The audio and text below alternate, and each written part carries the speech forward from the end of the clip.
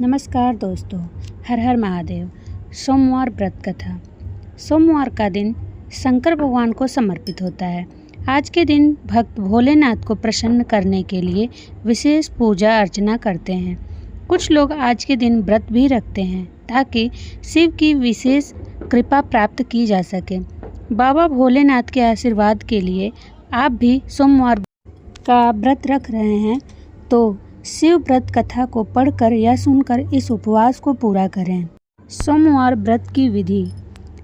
सोमवार नारद पुराण के अनुसार सोमवार व्रत में व्यक्ति को प्रातः स्नान करके शिव जी को जल और बेल पत्र चढ़ाना चाहिए तथा शिव गौरी व्रत का कथा सुननी चाहिए। इसके बाद केवल एक समय ही भोजन करना चाहिए। साधारण रूप से सोमवार का व्रत दिन के तीसरे तक होता है, मतलब शाम तक किया जाता है। सोमवार व्रत 3 प्रकार का होता है: प्रति सोमवार व्रत, सौम्य प्रदोष व्रत और 16 सोमवार का व्रत हो।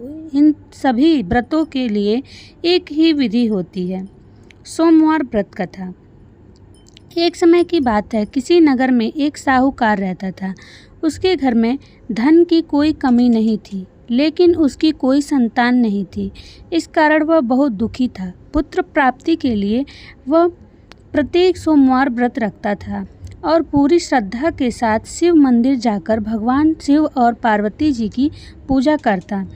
उसकी भक्ति देखकर एक दिन माँ पार्वती प्रसन्न हो गईं और भगवान शिव से उस साहूकार की मनोकामना पूर्ण करने का आग्रह किया। पार्वती जी की इच्छा सुनकर भगवान शिव ने कहा कि हे पार्वती, इस संसार में हर प्राणी को उसके कर्मों का फल मिलता है और जिसके भाग्य में जो हो उसे भोगना ही पड़ता है। लेकिन पार्वती जी ने साहूकार की भक्ति का मान रखने के लिए उसकी मनोकामना पूर्ण करने की इच्छा जताई। माता पार्वती के आग्रह पर शिव जी ने साहूकार को पुत्र प्राप्ति का वरदान तो दिया, लेकिन साथ ही यह भी कहा कि उसके बालक की आयु केवल 12 वर्ष होगी। माता पार्वती और भगवान शिव की बातचीत को साहूकार सुन रहा था। उसे ना तो इस बात की खुशी थी और ना ही दुख। वह पहले की भांति शिव जी की पूजा कर रहा था। कुछ समय के बाद साहूकार के घर में एक पुत्र का जन्म हुआ। जब वह बालक 11 वर्ष का हुआ तो उसे पढ़ने के लिए काशी भेज दिया गया। साहूकार ने पुत्र के मामा को बुलाकर उसे बहुत सारा धन दिया और कहा कि तुम इस बालक को काशी विद्या प्राप्ति के लिए ले जाओ और मार्ग में यज्ञ कराना। जहाँ भी यज्ञ कराओ वहाँ ब्राह्मणों को भोजन कराते और दक्षिणा देते हुए जाना। दोनों मामा भांजे इसी तरह यज्ञ कराते और ब्राह्मणों को दान दक्षिणा देते काशी की ओर चल पड़े। रात में एक नगर पड़ा जहाँ नगर के राजा की कन्या का विवाह था, लेकिन जिस राजकुमार से उसका विवाह होने वाला था वह एक आँख से काना था। राजकुमार के पिता ने अपने पुत्र के काना होने की बात को छुपाने के लिए एक चाल सोची। साहूकार के पुत्र को देखकर उसके मन में एक विचार आया। उसने सोचा, क्यों न इस लड़के को दूल्हा बनाकर राजकुमारी से विवाह करा दूं। विवाह के बाद इसको धन देकर विदा कर दूंगा और राजकुमारी को अपने नगर में ले जाऊंगा। लड़के को दूल्हे के वस्त्र पहनाकर राजकुमारी से विवाह कर दिया गया। लेकिन साहूकार का पुत्र ईमानदार था। उसे यह बात न्याय संगत नहीं लगी।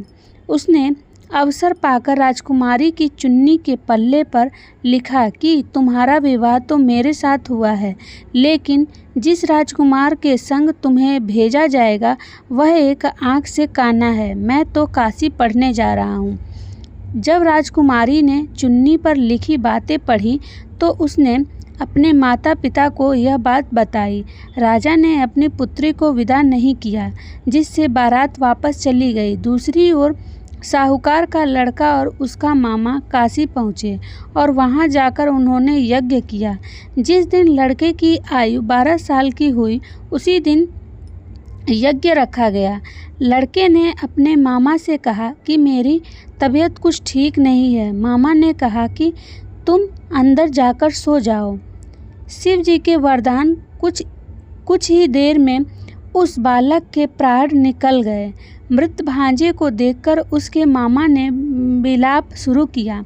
संयोगवश उसी समय शिवजी और माता पार्वती उधर से जा रहे थे। पार्वती ने भगवान से कहा, स्वामी, मुझे इसके रोने के स्वर सहन नहीं हो रहा। आप इस व्यक्ति के कष्ट को अवश्य दूर करें। जब शिव जी मृत बालक के समीप गए तो वह बोले कि यह उसी साहूकार का पुत्र है जिसे मैंने 12 वर्ष की आयु का वरदान दिया। अब इसकी आयु पूरी हो चुकी है। लेकिन मातृभाव से विभोर माता पार्वती ने कहा कि हे महादेव, आप इस बालक को और आयु देने की कृपा करें, अन्यथा इसके वियोग में इसके माता पिता भी तड़प तड़प कर मर जाएंगे। माता पार्वती के आग्रह पर भगवान शिव ने उस लड़के को जीवित होने का वरदान दिया। शिव जी की कृपा से वह लड़का जीवित हो गया। शिक्षा समाप्त करके लड़का मामा के साथ अपने नगर की ओर चल दिया। दोनों चलते हुए उसी नगर में पहुँचे जहाँ उसका विवाह हुआ था। उस नगर में भी उन्होंने यज्ञ का आयोजन किया। उस लड़के के ससुर ने उसे पहचान लिया और महल में ले जाकर उसकी खातिरदारी की और अपनी पुत्री को विदा किया। इधर साहूकार और उसकी पत्नी भूखे प्यासे रहकर बेटे की प्रतीक्षा कर रहे थे।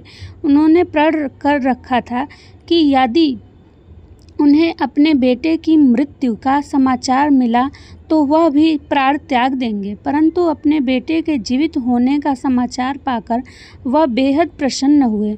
उसी रात भगवान शिव ने व्यापारी के स्वप्न में आकर कहा, हे श्रेष्ठी, मैंने तेरे सोमवार के व्रत करने और व्रत कथा सुनने से प्रसन्न होकर तेरे पुत्र को लंबी आयु प्रदान की है।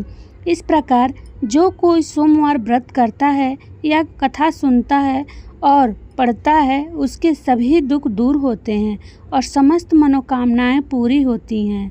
जय भोलेनाथ। हर हर महादेव।